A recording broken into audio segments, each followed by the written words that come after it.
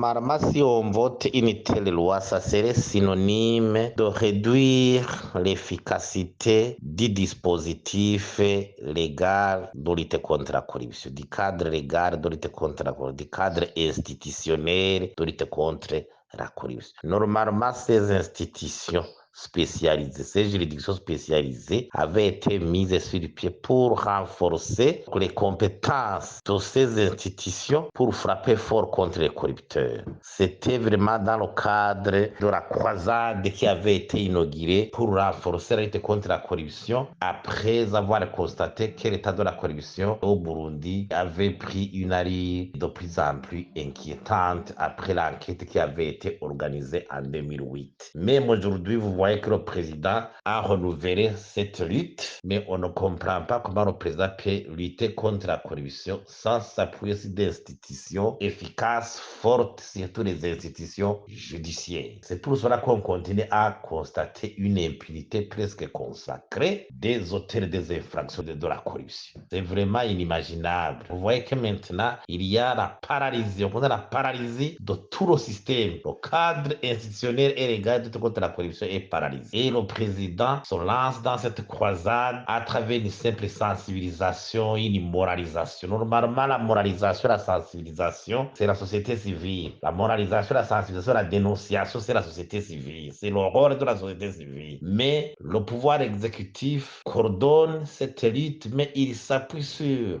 l'indépendance du système judiciaire parce que ces institutions juridiques spécialisées doivent avoir un personnel compétent, formé avec une expertise avérée. Parce que les infractions connexes à la corruption, les infractions de la corruption exigent vraiment un sens poussé, une sagacité, exigent vraiment une analyse méticuleuse, des fois des enquêtes approfondies, nécessitant des compétences dans plusieurs domaines. Si les magistrats n'ont pas ces compétences, la lutte contre la corruption devient vraiment verrouillée. La lutte contre la corruption s'en trouve affectée. Ce transfert des compétences de la Cour anticorruption vers les instances de juridiction ordinaire, les tribunaux de grande instance, vraiment, nous nous inscrivons en faux contre cette mesure. Parce que finalement, on va vider tout ce qu'il y a de quintessence, tout ce qu'il y a de substantiel dans le dispositif déjà opérationnel, même s'il avait actuellement des vices au niveau du fonctionnement, il fallait le renforcer au lieu de le supprimer davantage. J'imagine que dans cette situation, il